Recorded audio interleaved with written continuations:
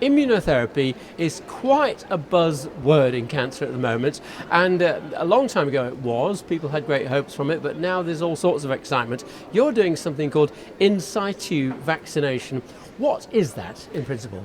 Immunotherapy is a very buzzy word, and we are delighted that it has gone from a great idea for decades, literally, as you say, to a great therapy. We're actually making patients' tumors melt away, even large, bulky tumors. We are focusing in this presentation here on something called in situ vaccination.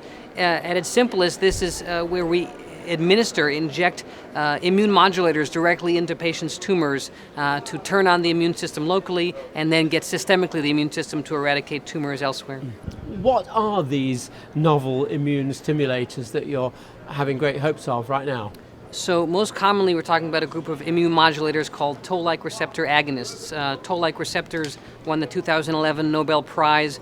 They are amongst the best switches on many important immune cells, and most famously on dendritic cells, which were the other part of the 2011 Nobel Prize. So we inject Tolllike receptor agonists directly into these patients' tumors.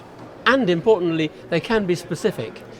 So they are quite specific, these Tolllike receptor agonists, for the Tolllike receptor molecules that they target. They are quite specific for the cells that express those molecules, and by virtue of intratumoral administration, they have their effect locally at that tumor site. Educate the immune cells there to teach the immune system systemically to get rid of tumor cells. You've been doing some preclinical work that's being presented right here at Orlando at the American Society of Hematology. Tell me what you've done and what you found.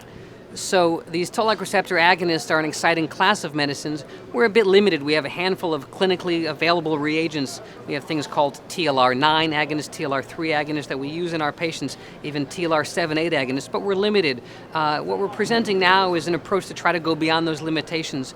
Tolllike receptor agonists are synthetic molecules usually that look like virus-like or bacterial-like particles.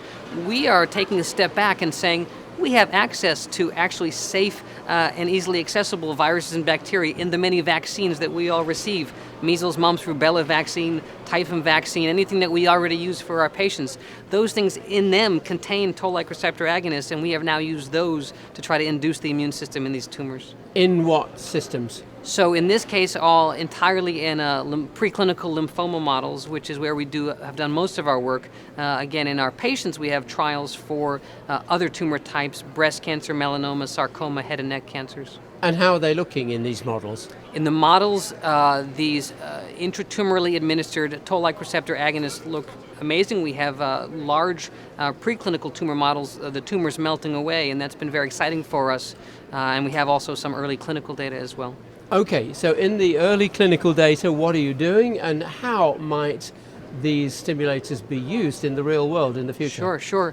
So we've actually completed some of the first clinical trials. When I had been working at Stanford for 9 years previously, we did trials for a total of 60 patients with different types of low-grade lymphomas, injecting a TLR9 agonist into patients' tumors. We saw those tumors melt away, but more importantly, we saw far-away tumors melting away as well. Some of those patients had remissions that lasted a long time, measured in years. What we have done a little differently now at Mount Sinai School of Medicine is to bring one other ingredient to this, which is to bring more of those immune cells to the tumor type. And again, we've seen in the first few patients systemic remissions of low-grade lymphoma. What's different about this approach using these Toll-like receptors as compared, for instance, with checkpoint inhibition, which also gets the T cells working again? Absolutely. There's a fundamental difference, and also that difference is probably why these approaches would probably synergize very well with checkpoint inhibitor therapies. The big difference is that checkpoint inhibitor therapy usually relies on a pre-existing anti-tumor T cell response, an anti-tumor immune response, and it cuts the brakes of that immune response to free up those T cells to more effectively get rid of tumors. But it relies on usually T cells already being at the site of the tumor. Our approach here is sort of complementary. We are able to bring T cells to the tumor site and activate them first. But it sounds a bit hard to do because you've got to have superficial tumours, so metastases maybe, Yep. and you've got to inject them all. Is that really possible to do a clean job of it all? It's a good question. I would say that it's incredibly simple to do for this class of tumors which are superficially manifested. Lymphomas, melanomas, other skin cancers, some breast cancers, head and neck cancer, sarcoma. For those, it's simple and straightforward to do. we take a needle, inject it right into the tumor, patients in and out in 5 minutes. It's not nearly as complicated as other maneuvers we do, like a bone marrow biopsy. It's about as complicated as a blood draw. But the opportunity to do large trials will require everyone to be comfortable. There is now an FDA-approved medicine using this intratumoral approach with an oncolytic virus. So I think that will get the comfort with greater mass appeal. Okay, doctors are already getting excited about these immune approaches, all of the immune approaches. Yeah. What should they think about this one? So I think the excitement about immunotherapy is largely there because of checkpoint blockade and maybe some other approaches like chimeric antigen receptor therapies. The question is how to make checkpoint blockade better. Checkpoint blockade is great for a minority of patients with melanoma, with kidney cancer, bladder cancer, lung cancer. That still leaves a vast majority of patients we need to help with. The most commonly asked question is how do we combine the next ingredient with checkpoint blockade? I think what we need to do is combine safe therapies with checkpoint blockade. If we call checkpoints the brake pedals of the immune system and some of these co-stimulatory molecules gas pedals of the immune system, we also need to bring in a steering wheel for the immune system, which is vaccines. Once we cut the brake pedals, we want to guide the immune system towards what it should be hating and eliminating, and that's what vaccines are there to do, in situ vaccines included.